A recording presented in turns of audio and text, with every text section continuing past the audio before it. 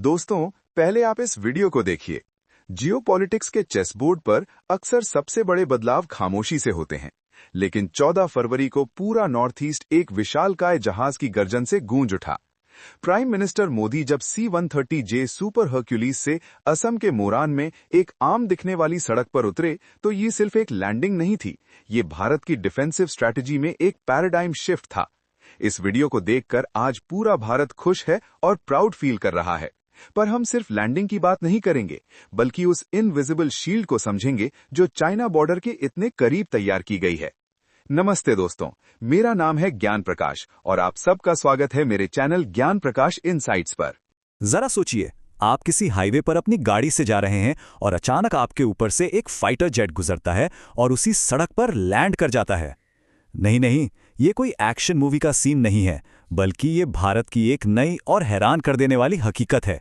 तो चलिए आज भारत के इन्हीं हाईवे रनवे के पीछे छिपे पूरे राज को समझते हैं। लेकिन सवाल ये है कि क्या डामर की एक सीधी सपाट पट्टी यानी आम सा दिखने वाला हाईवे किसी जंग का नतीजा तय कर सकता है? और यकीन मानिए, इसका जवाब बहुत गहरा और चौंकाने वाला है। तो ये पूरी कहानी शुरू होती है 14 फरवरी 2026 से। इस दिन एक विशालकाय C-130J super Hercules transport plane ने नॉर्थ ईस्ट इंडिया में एक नेशनल हाईवे पर लैंड करके इतिहास बना दिया। ये सिर्फ एक ट्रायल नहीं था, बल्कि ये आने वाले कल की एक बहुत बड़ी तैयारी का इशारा था। तो आइए अब जरा इस घटना की गहराइयों में चलते हैं। आखिर ये सब कैसे और कहां हुआ? ये भारत के नॉर्थ ईस्ट में एक बिल्कुल नई मिलिट्री क्षमता का प्रदर्शन था। पता है, इस ऐतिहासिक लैंडिंग में सबसे खास बात क्या थी? प्रधानमंत्री नरेंद्र मोदी खुद उस C-130J विमान में सवार थे। ये लैंडिंग हुई असम के मोरान में, जो नॉर्थ ईस्ट में भारत की पहली इमरजेंसी लैंडिंग फैसिलिटी या ELF है। तो ये सिर्फ एक प्रतीकात्मक लैंडिंग नहीं थी, बल्कि एक नई सुविधा का उद्घाटन भी था। अब बात करते हैं लोकेशन की, क्योंकि जब बात जियोपॉलिटिक्स की हो तो लोकेशन ही सब कुछ होता है। और ये हाईवे रनवे कहीं नहीं, बल्कि एक बहुत ही स्ट्रेटेजिक यानी रणनीतिक रूप से महत्वपूर्ण जगह पर बनाया गया है। जैसा कि इस नक्शे में दिख रहा है, ये घटना हुई भारत के नॉर्थ ईस्ट राज्य असम में। ये वो इलाका है जो अपनी भौगोलिक बनावट की वजह से हमेशा से ही बहुत संवेदनशील रहा है। और अगर हम जूम इन करें तो ये emergency landing strip national highway 37 पर मोरान के पास बनी है। लेकिन इस लोकेशन को जो चीज़ सबसे ज़्यादा खास बनाती है, वो है इसकी एक खास जगह से नज़दीकी। जी हाँ, ये फैसिलिटी चीन के साथ लगी लाइन ऑफ एक्चुअल कंट्रोल यानी LAC से सिर्फ 300 किलोमीटर की दूरी पर है। और यही वो एक आंकड़ा है जो इस आम से दिखने वाले हाईवे को एक बहुत बड़े स्ट्रेटेजिक हथियार में बदल देता है। तो सवाल ये है कि एक आम सी सड़क को मिलिट्री ग्रेड रनवे में बदला कैसे जाता है? एक ऐसा रनवे जो एक भारी भरकम ट्रांसपोर्ट प्लेन का वजन भी झेल सके। चलिए इसके पीछे की इंजीनियरिंग को समझते हैं। देखिए, ये कोई मामूली सड़क नहीं है। 4.2 किलोमीटर लंबी इस पट्टी को national highways and infrastructure development corporation limited यानी NHIDCL और इंडियन एयरफोर्स ने मिलकर बनाया है। लागत आई है करीब 100 करोड़ रुपए और इतनी मजबूत है कि 74 टन के भारी भरकम C-17 ग्लोबमास्टर और राफेल सुखोई जैसे 40 टन के फाइटर जेट्स का वजन भी आराम से सह सकती है।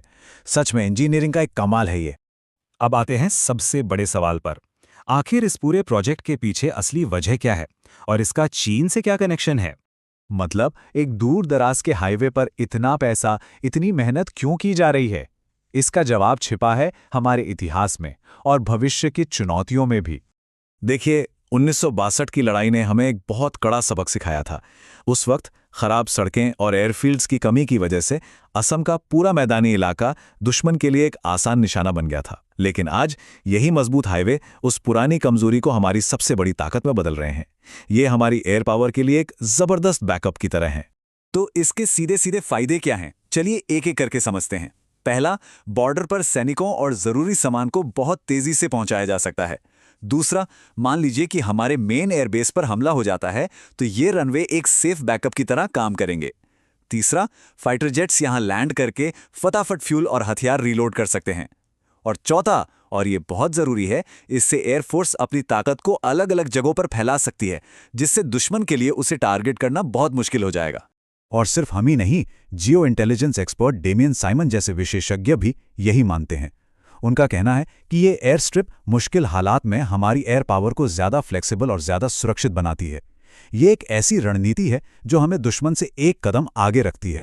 अब एक बात समझनी बहुत ज़रूरी है कि मोरान की ये एयर स्ट्रिप कोई अकेली कोशिश नहीं है। ये एक बहुत बड़े एक नेशनल प्लान का हिस्सा है। हाँ, मोरान अकेला नहीं है। पूरे भारत में ऐसी इमरजेंसी लैंडिंग फैसिलिटीज का एक पूरा नेटवर्क तैयार किया जा रहा है। राजस्थान हो, उत्तर प्रदेश हो, देश भर में 2 दर्जन से भी ज्यादा ऐसे हाईवे रनवे बनाने का एक राष्ट्रव्यापी प्लान है। और इस पूरी स्ट्रैटेजी की सबसे खूबसूरत बात है इसका ड्यूल यूज, यानी दोहरा इस्तेमाल। देखिए, जंग के वक्त तो ये एक मिलिट्री एसेट है ही, लेकिन शांति के समय में ये आम लोगों की जान बचाने का एक जरिया भी है। सोचिए, बाढ़ या भूकंप जैसी किसी आपदा के वक्त इन्हीं एयर स्ट्रिप्स का इस्तेमाल करके कितनी तेजी से मदद पहुंचाई जा सकती है, लोगों को निकाला जा सकता है। तो आखिर में ये एक बड़ा सवाल छोड़ जाता है कि जब एक मामूली सा हाईवे देश की रक्षा के लिए रनवे बन सकता है, तो भविष्य में हमारी कौन सी दूसरी आम चीजें देश की छिपी हुई ढाल बनेंगी? क्या वो हमारे पोर्ट्स होंगे, हमारी रेलवे लाइंस, या कुछ और ही? ये एक ऐसा सवाल है जो हमें आने वाले कल की लड़ाइयों के बदलते स्वरूप के बारे में सोचने पर मजबूर करता है।